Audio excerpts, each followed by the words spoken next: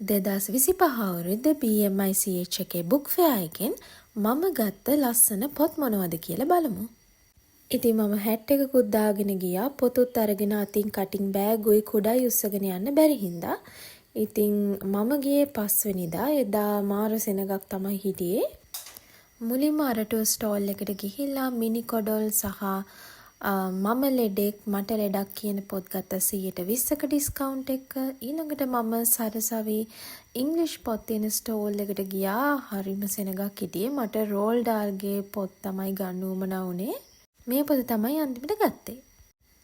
ඉකිගායි English book එක ගන්න plan කරලා තිබ්බත් ඒකේ ප්‍රයිස් එක සිංහලකට වඩා 3 ගුණයක් විතර වැඩි හින්දා සිංහල පරිවර්තනය තමයි ගත්තේ. අච්චාරුයි කොත්තුමී බ්‍රේක් එකකුයි ගත්තා. කොත්තුමී එක නම් පොඩ්ඩක්වත් රස තිබ්බේ නෑ මේ පාර. ඉතින් මේ බෝතලයට මම ගෙදර ඉඳන්ම තැඹිලි වතුර එකක් දාගෙන ආවා.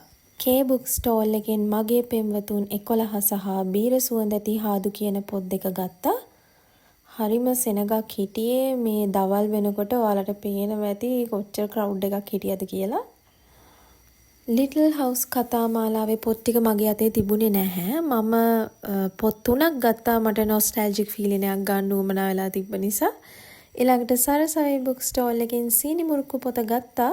ගිය පාරත් මට ඒක ගන්න බැරි වෙච්ච නිසා මම ගෙදරින්ම කෑම එකක් අරගෙන ආවා ලේසි හින්දා. ඊළඟට හවස 4 වගේ වෙනකොට මම පැය 5ක් පුරාවට හිමීට තෝරලා ගත්ත පොත් සෙට් එකත් අරගෙන හරිම සතුටින් ගෙදර ඉන්න පිටත් වුණා.